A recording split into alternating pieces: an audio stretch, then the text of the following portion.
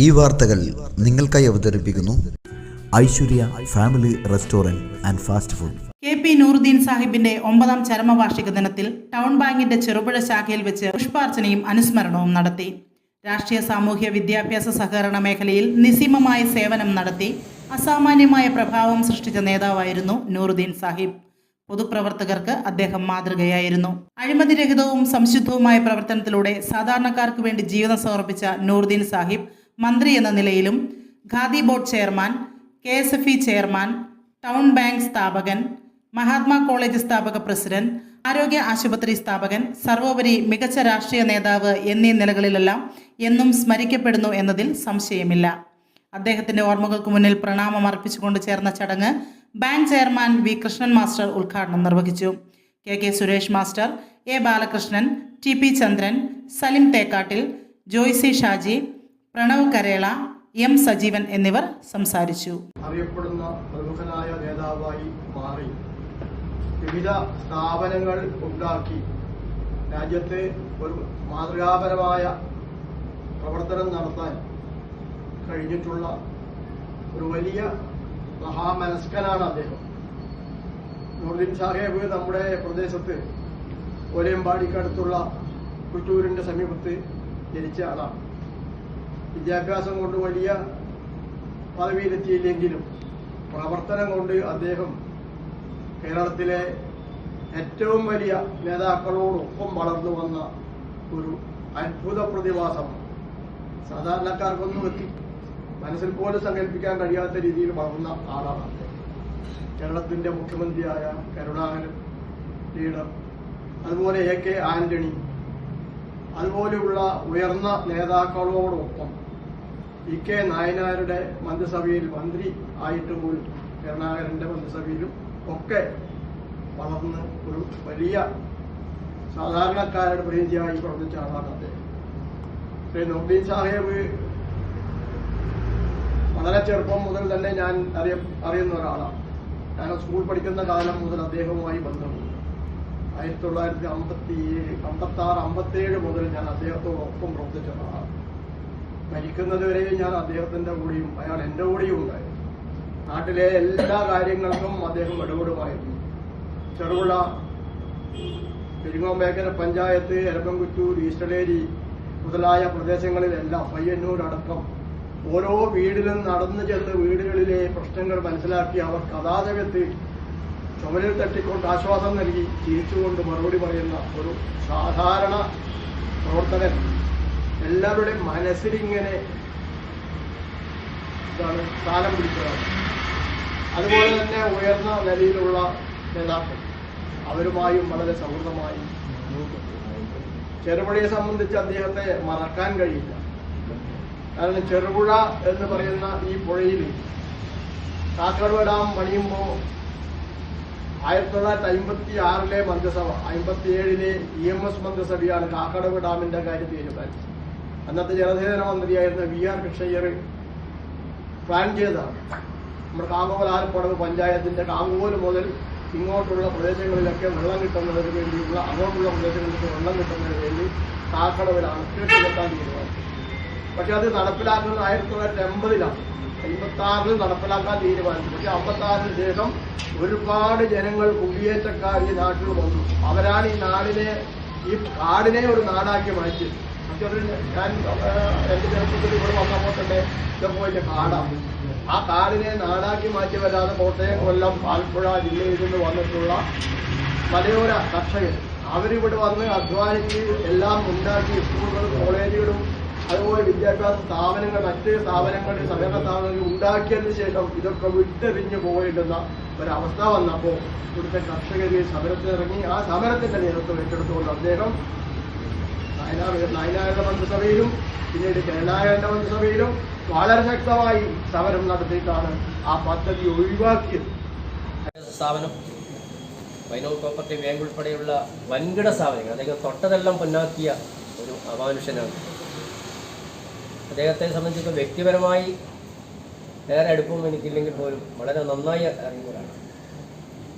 അദ്ദേഹത്തിൻ്റെ രാഷ്ട്രീയ രീതിയും അതുപോലെ തന്നെ പ്രവർത്തന ശൈലിയും ഞാൻ ഏറ്റവും കൂടുതൽ ബഹുമാനിക്കുന്നു, ആദരിക്കുന്ന ഒരു വ്യക്തി. അദ്ദേഹത്തിൻ്റെ ഒരു പേരാവൂർ നിയോജക മണ്ഡലത്തിൽ അദ്ദേഹം കോൺഗ്രസിൻ്റെ സ്ഥാനാർത്ഥിയായി പ്രഖ്യാപിച്ചു. നാടായ നാട് മുഴുവൻ ബാനറും പോസ്റ്ററും ഫ്ലക്സ് ബോർഡും ഒക്കെ അടിച്ചിറക്കി. പക്ഷേ കുറച്ച് ദിവസം കഴിഞ്ഞപ്പോൾ അഖിലേന്ത്യാ കോൺഗ്രസ് കമ്മിറ്റി ആ സ്ഥാനാർത്ഥിത്വത്തിൽ ഒരു തിരുത്ത് അദ്ദേഹത്തെ മാറ്റി ആ സ്ഥാനത്ത് AD മുസ്തഫയെ പേരാവൂർ സ്ഥാനാർത്ഥി. അങ്ങനെ കേരളത്തിൽ 3-4 സ്ഥലത്താണ് അങ്ങനെ സംഭവിച്ചത്. ഇന്നിപ്പോൾ നമുക്കറിയാം, സ്ഥാനാർത്ഥിത്വം പറഞ്ഞു കേട്ടാൽ മതി, അത് കിട്ടിയില്ലെങ്കിൽ ഒന്നുകിൽ അപ്പുറം പോയി മത്സരിക്കും, അല്ലെങ്കിൽ റിബൽ മത്സരിക്കും. ആ സ്ഥാനത്താണ് ശ്രീ നൂർദീൻ സാഹിബ്. അദ്ദേഹം പ്രവർത്തന രംഗത്ത് ഇറങ്ങിയിരുന്നു. ഒരാളും അത് സഹിക്കാനാവില്ല. എന്തിൻ്റെ പേരിലായാലും എടുത്ത തീരുമാനം പാർട്ടി ഒരിക്കലെടുത്തു. ആ തീരുമാനം നടപ്പാക്കിക്കൊണ്ട് ആ ഭാഗത്ത് പ്രചരണ രംഗത്തിറങ്ങി അദ്ദേഹത്തോട് പറയുന്നു, നിങ്ങളല്ല മറിച്ച് വേറൊരാളാന്ന് പറഞ്ഞപ്പോൾ ഒരു മടിയും കൂടാതെ അത് അക്ഷരംപ്രതി അനുസരിച്ചുകൊണ്ട് പോയ ശ്രീ നൂർദീൻ സാഹിബിനെ കേരളത്തിലെ കോൺഗ്രസ് പ്രസ്ഥാനത്തെ സ്നേഹിക്കുന്ന ഒരാൾക്കും വിസ്മരിക്കാൻ കഴിയില്ല എന്നാണ് അദ്ദേഹത്തിൻ്റെ ഏറ്റവും വലിയ മഹത്വമായി ഞാൻ കാണുന്നത്. വേറൊരാളും ഇപ്പോഴൊക്കെ നമ്മൾ ചർച്ച ഇപ്പം TV യിലെല്ലാം കാണാം.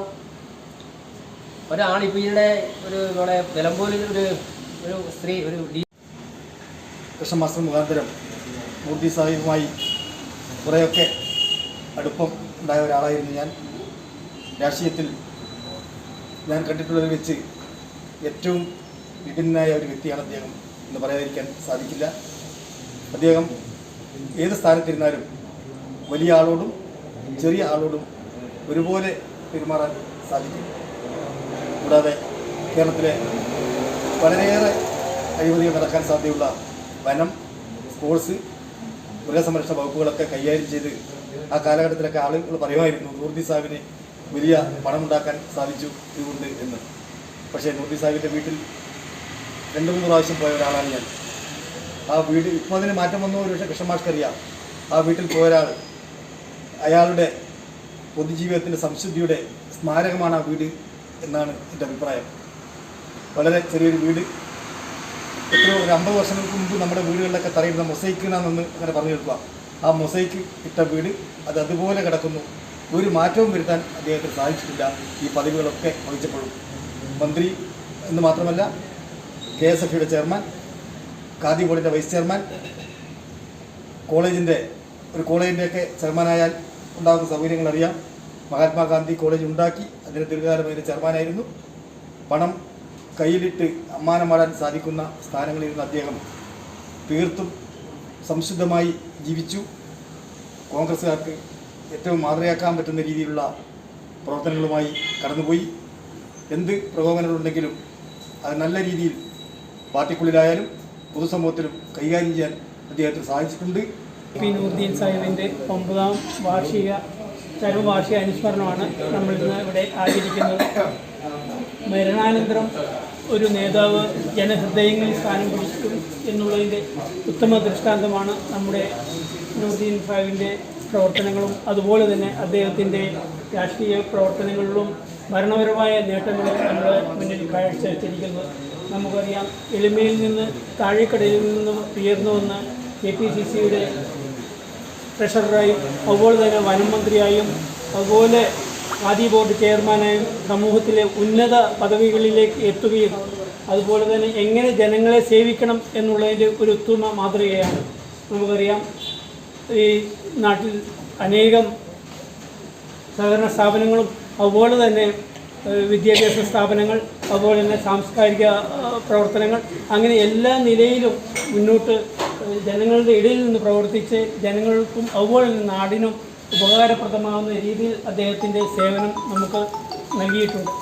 മികച്ച സഹകാരിയും സാധാരണ ഒരു ചുറ്റുപാടിൽ നിന്ന് കേരളമൊട്ടാകെ അറിയപ്പെടുന്ന രീതിയിലേക്ക് കോൺഗ്രസിൻ്റെ എക്കാലത്തെ മികച്ച നേതാവായി ഉയർന്നു വന്ന ശ്രീ നൂർദീൻ സാഹിബിൻ്റെ ഓർമ്മകൾക്ക് മുമ്പിൽ 1000 ഓർമ്മപ്പൂക്കൾ അർപ്പിച്ചുകൊണ്ട്.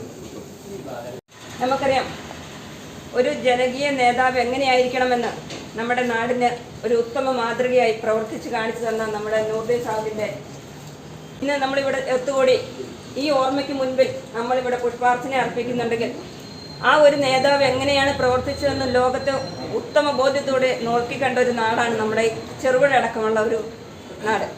അപ്പോൾ ഇന്ന് ഈ യോഗത്തിലേക്ക് എത്തിച്ചേർന്നിട്ടുള്ള നമ്മുടെ പ്രിയപ്പെട്ട ചെയർമാൻ കൃഷ്ണമാഷ്, അതുപോലെ ഇവിടെ എത്തിച്ചേർന്നിട്ടുള്ള രാഷ്ട്രീയ മേഖലയിൽ പ്രവർത്തിക്കുന്ന എല്ലാ നേതാക്കളും, ബാങ്കിൻ്റെ ജീവനക്കാർ, എല്ലാവർക്കും ഒറ്റവാക്കിൽ നന്ദി പറഞ്ഞുകൊണ്ട് ഞാൻ എൻ്റെ വാക്ക്.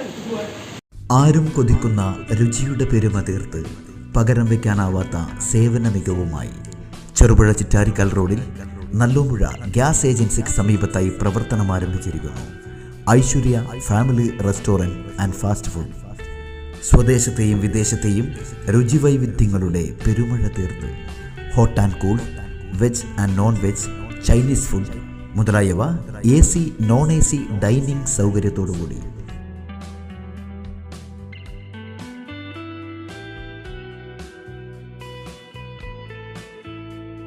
വിശാലമായ പാർക്കിംഗ് ഏരിയ സൗകര്യത്തോടുകൂടി. കൂടാതെ mini auditorium, party hall, dormitory സൗകര്യവും ലഭ്യമാണ്. പാർട്ടി ഓർഡറുകൾ മുൻകൂട്ടി സ്വീകരിക്കുന്നു. Mobile number 9495695342.